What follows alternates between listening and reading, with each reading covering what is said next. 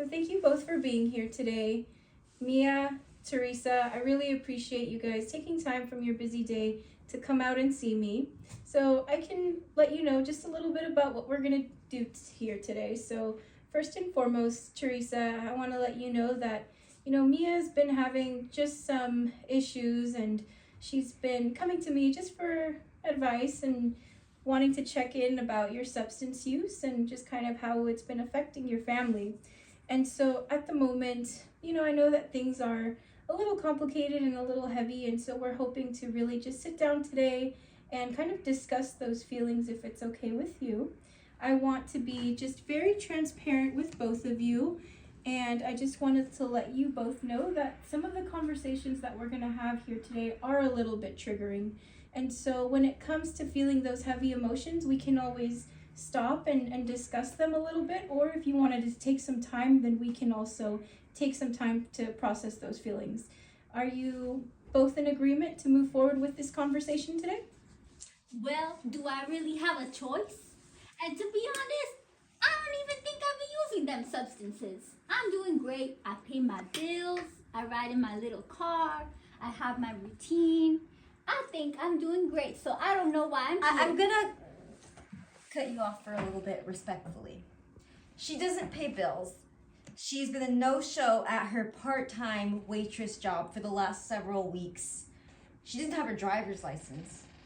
So I know that, this has been very difficult and clearly that there are a lot of emotions. Thank you both so much for just hearing each other out. I know it's difficult to not talk over one another. But I wanted to dive into just the substance use a little bit more.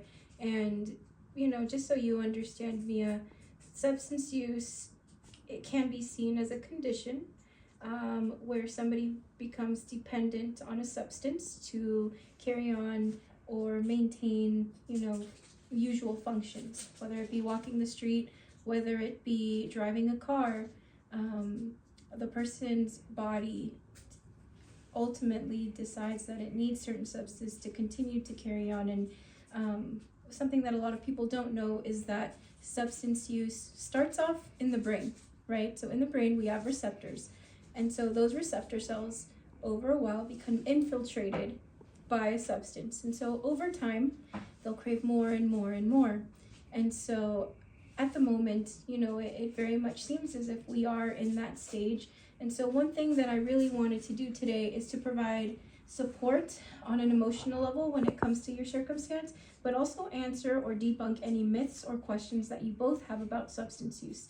And I know that there is a just nationwide epidemic right now when it comes to fentanyl in particular. And so Mia, I wanted to ask you, are you familiar with substance use? And it's okay if you're not. I know that you've seen your sister just kind of go through substance use and it's really affected you, to be honest, as well. Can you tell me a little bit about how it's personally affected you as an individual?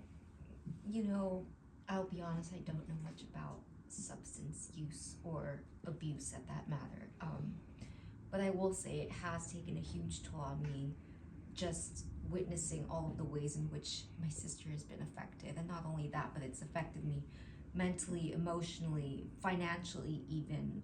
It's frustrated. I can't go on with my day-to-day life because I worry about her, and she doesn't talk to me, and when she talks to me, she talks about weird, non-existent realities, and it's really hard. Nah, I think that this is all dumb. I think that I'm doing just fine. I have my routine. I have a little something in the morning, and that's what gets me through my day, and that's it. So ladies, I know it's really difficult, once again, to not talk over each other. Clearly there's a lot of feelings here. But I'm going to ask both of you respectfully that when somebody's talking, that we please respect them, that we please hear what they're saying. Teresa, I know that, you also have your side of the story and your truth, and so that opportunity for you to come and discuss that will happen very shortly. And so, Mia, one of the things that you mentioned is that, you're worried and that you've seen your sister just fall into this pattern. Can you just talk a little bit about just all that you're going through? I know that you have but I really wanted to just discuss what your fears are, or what do you fear can happen to Teresa if she continues on this path. I fear that she's only elongating her road to recovery. And again, I can't help but bring it back to myself and ask myself what I could do or where I messed up. And it's, I think, especially difficult for me because I know her background. She loves to tell people she's from a really poor area. She's from a really marginalized area, and she tells people she has this horrible upbringing, but she actually didn't, and she actually had a great childhood. And you know, specifically when our mother was around and our dad, when both of them were there, she had a great childhood. She had privilege. She went to a Catholic school, and it's really hard watching all of that fall into nothing and feel pointless, honestly. Thank you so much. Well, when I look back at it, I guess I had a pretty good childhood. I went to Catholic school.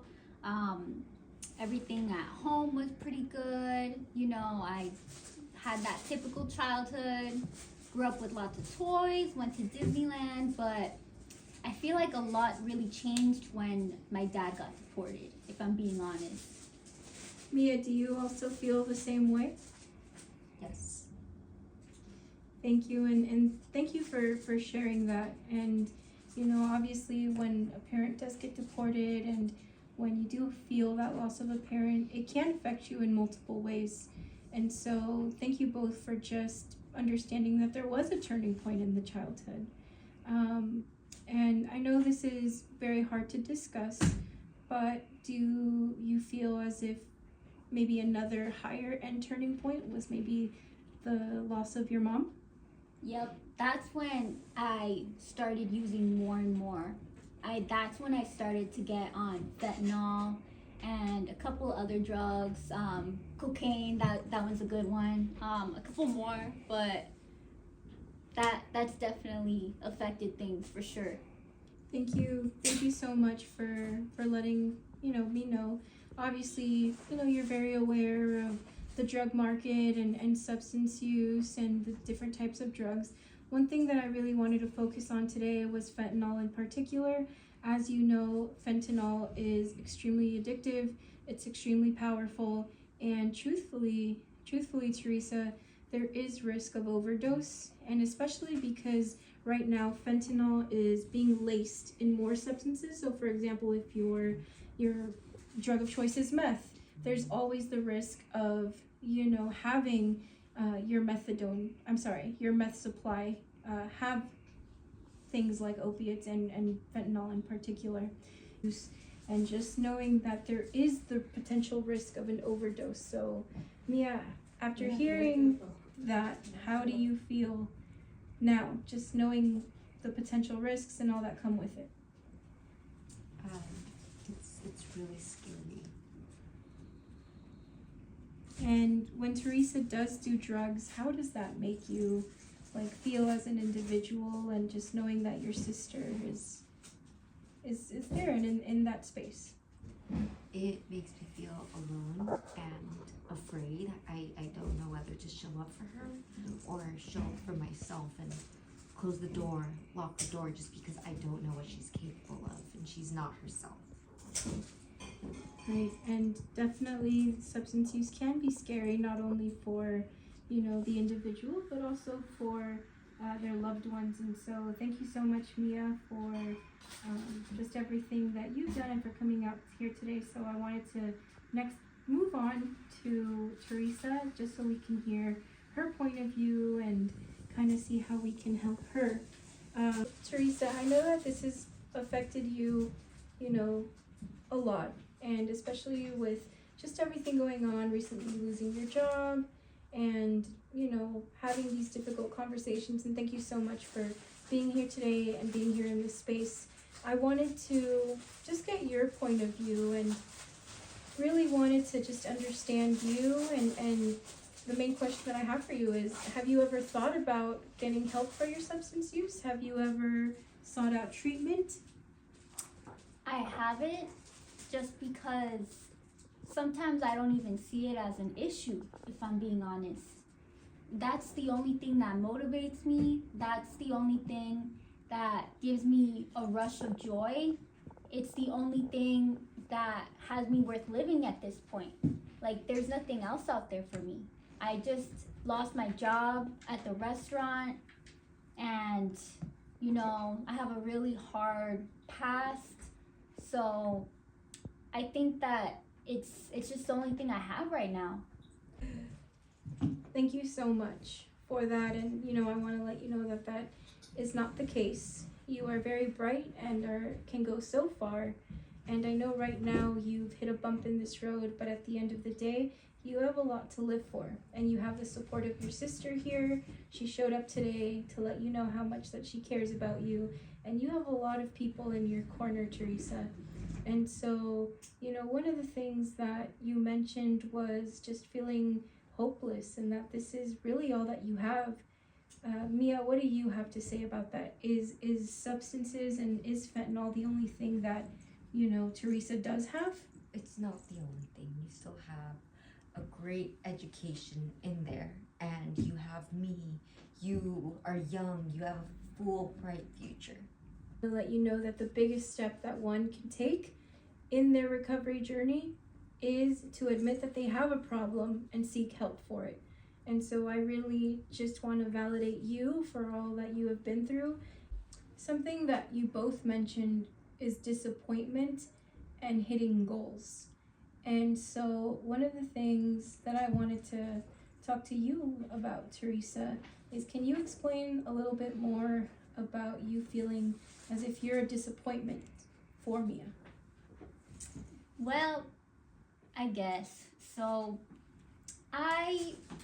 like I said earlier, I suppose I had a good childhood and, you know, I went to school and everything, but just after thing after thing happening, after losing my mom and then eventually losing my dad, like, what else is there left for me?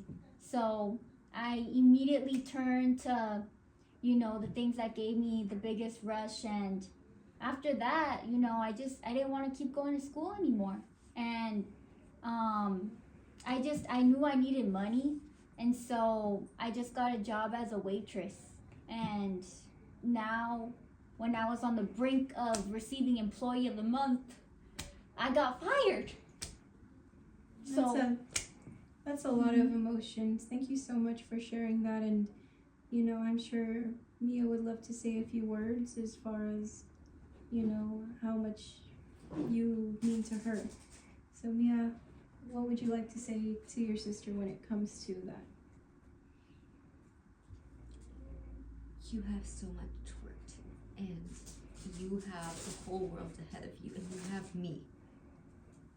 And I care about you. And I love you. Thank you so much. So thank you so much, Mia, for, you know, just expressing how much your little sister means to you.